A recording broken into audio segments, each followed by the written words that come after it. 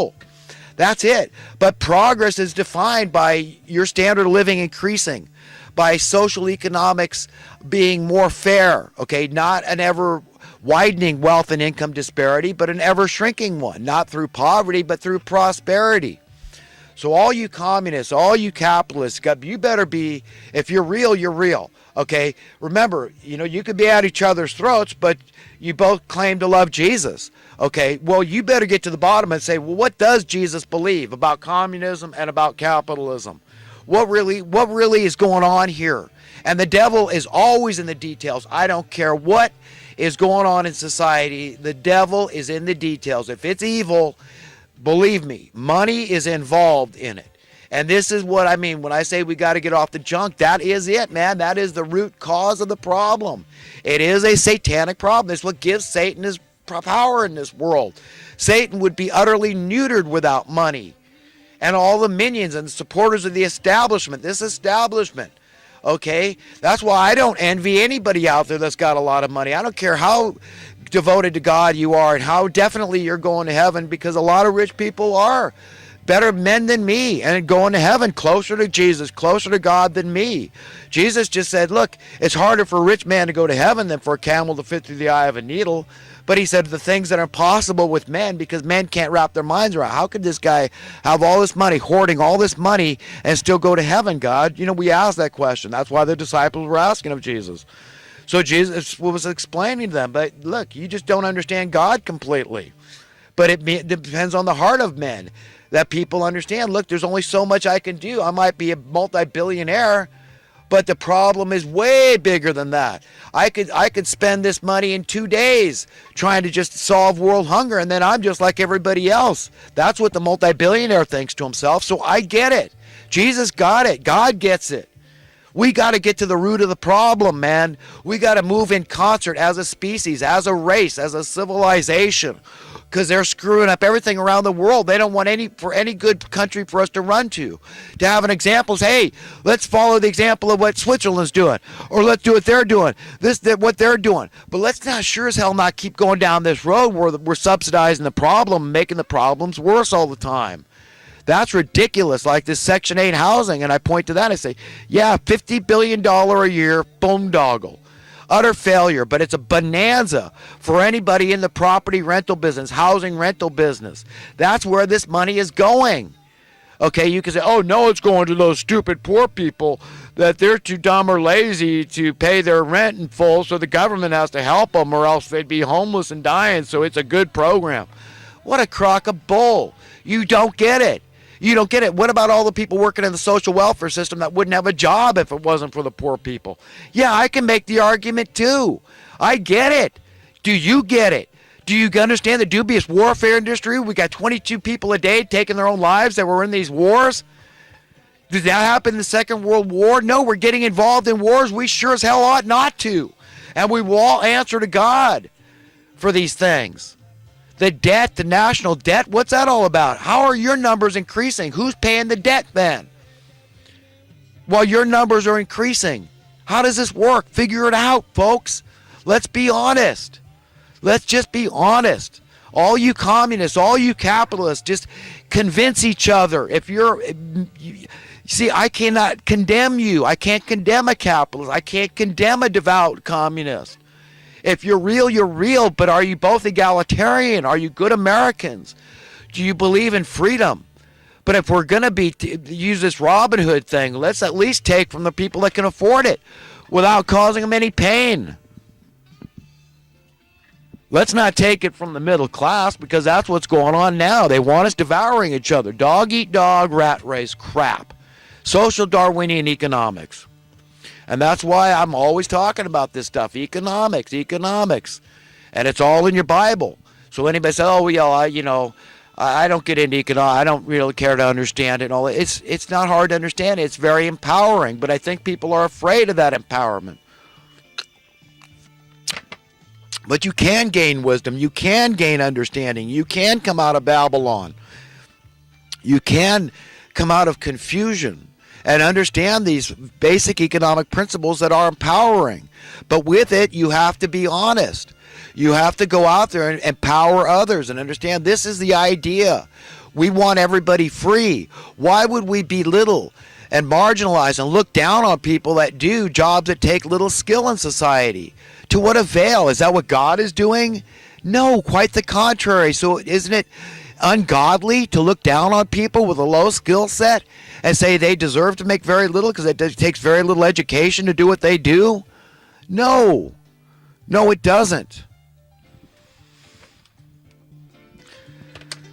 Well, I got about 5 minutes left on this tape, and I went into a rant, and I did what I said I wasn't going to do. I'm going to have to put on another tape. But I really got to cut down this this series. What time is it now? Okay, it's 10:17. So let's see. I started by apologizing for calling Obama a useless pustule. Although I kind of like that term. It's kind of has a ring to it, useless pustule. But I've been a useless pustule in my life to Obama, so don't take it personally. But, you know, it's not the kind of thing Jesus would have said. I mean, but he was a lot more tactful when he criticized his detractors, when he was pointing out and exposing the evil in the land. And that's what I try to do, you know. So, let's see. You know, I don't read a lot of books myself, but I take advantage of people that do like to read books. I find it a little dull myself, but I've been known to read books. And when I do, if I'm really going to read a book, I'm going to try to really digest the thing, like reading Adam Smith's The Wealth of Nations, really understand economic stuff and really try to sum it up in a nutshell. And it's so simple. But, you know, progress has to be defined as a rising standard of living across the board. You can't leave anybody out of the loop.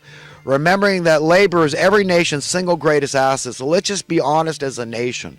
America, above all, we believe in equality. It's in our Constitution that only God supersedes our Constitution. So it's God dictating equality in America, egalitarian principles and precepts. That's the American spirit. We've lost it, though, so because through confusion and ignorance. Yeah, communists believe this, capitalists believe that. But they both call themselves Christians. And it's like, good God, help us. That's what I mean. I really mean God help us. We need it, man. We got to do some serious praying.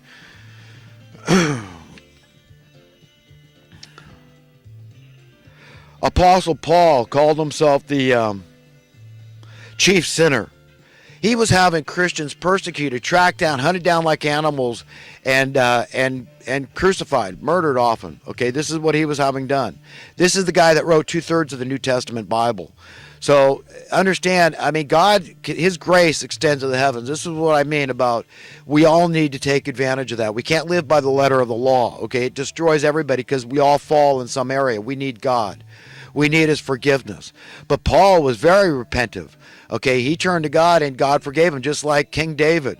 Okay, so this is very important to understand. But, I mean, you're on your own. It is every man for himself here. This is where social Darwinian principles come into play. We stand one-on-one before God. So, at the end of the day, you can't say, hey, yeah, but I believe this guy or that guy. You have to find out for yourself. Read the Bible yourself. You make your own deductions from what you read, corroborating evidence to say, this is the truth about the Spirit of God. This is what God believes. This is what I must believe about this or that or the next thing, because we do stand one-on-one. We're not going to point to what a person or an individual, a group of people told you about something. We're all on our own, is standing before God and asking forgiveness for our sins. But in order to get forgiveness, we have to give forgiveness. There's some sins I want nothing to do with, believe me. And if it has anything to do with harming children, you're on your own, man.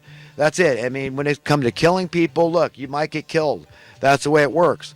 Okay, I'm not a proponent. I wouldn't kill you, probably, unless I did it spontaneously, something like that, in defending others. Yeah, I could see myself killing somebody in that case, but, you know, let's be very clear about this.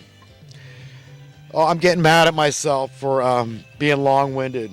I can't believe that I'm able to rant so much about the same stuff. I go over, basically, you don't have to go back and watch my videos. If anybody watch any of my videos knows I go over the same stuff over and over. The supply and demand, trying to explain the economic principles, trying to point at the culprits and say, stay focused.